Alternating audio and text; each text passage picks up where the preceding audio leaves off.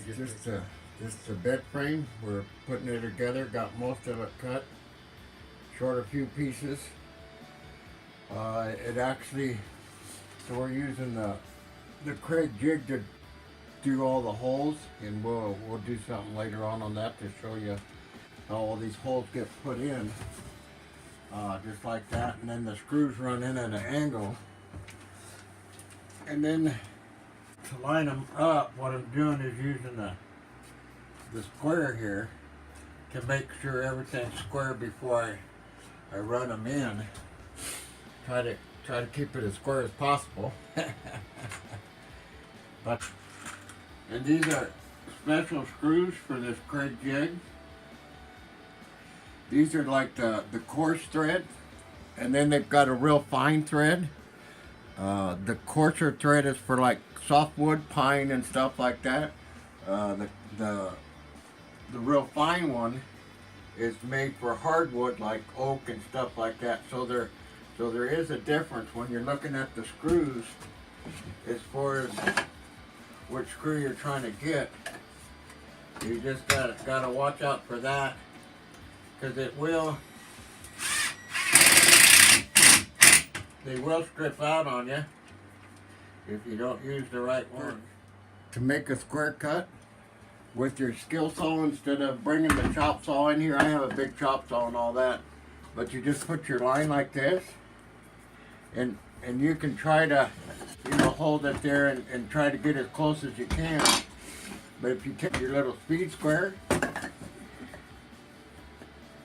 and just line that up, and then look at the edge of your blade there and adjust it accordingly, and that way you hold that steady, and then your saw just goes right along there. So that makes you a nice true cut. It's pretty square cut, quick and easy.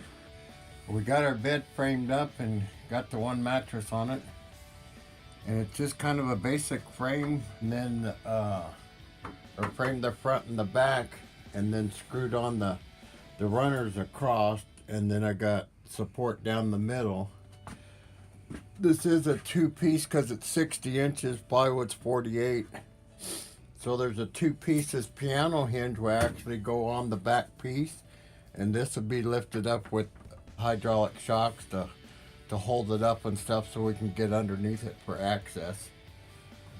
This front one matches with that back one. This is where the Dometic freezer is going to slide into. It'll be on the slide. It'll slide out so you can get access to it. A water heater, stuff like that will go underneath. So it'll be kind of just like that when it's made. And then there will be some shelving on the side and stuff, and then of course it'll have all the trim outs on it.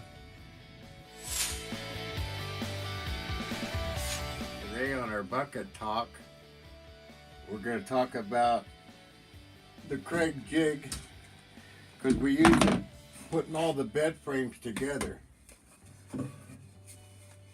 This got the two holes in it right here, and that's how you put it together that way. Or if you was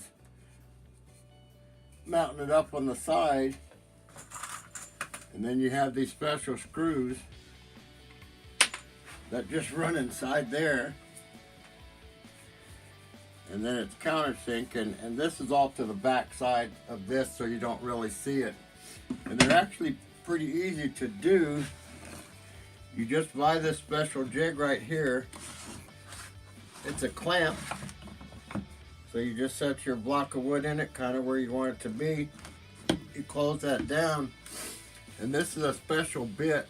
It's got the little piercing thing on it, and then it's got a shaft here, because you can adjust this according to your depth. So you just pick your holes, pre-drill it like that,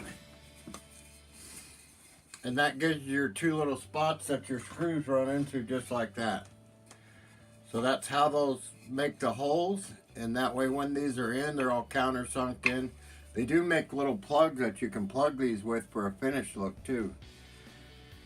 So that's kind of how we're putting all that together, and everything along with that, you glue it. Pick whatever kind of glue you like. There's several different brands, so just pick one you like. and glue it and screw it, and that makes a real strong joint. Pretty quick and easy to go through. When you're laying it out, you just lay out all your lines, and then you go through with this and mark it. And if you had one that was, say, on a closer board, say a board half this thick, this has got like A, B, and C. So if you had a board that was only 1.5 inches thick, you could use B and C and have two of them real close together. So if your board was only that wide, you could have two of them still in it instead of this one like that. So it's pretty versatile. You can use it on quite a few different things. Cabinetry work, we'll put a lot of this cabinet together with it once we get to it. We're going to be taking some time off here. I go in, so today's Sunday afternoon, and I go in Monday morning for back surgery. They're going to go out and do some, or go in and do some cleaning out of a few things so my nerves work better. And they're saying 4 to 6 weeks, don't do too much.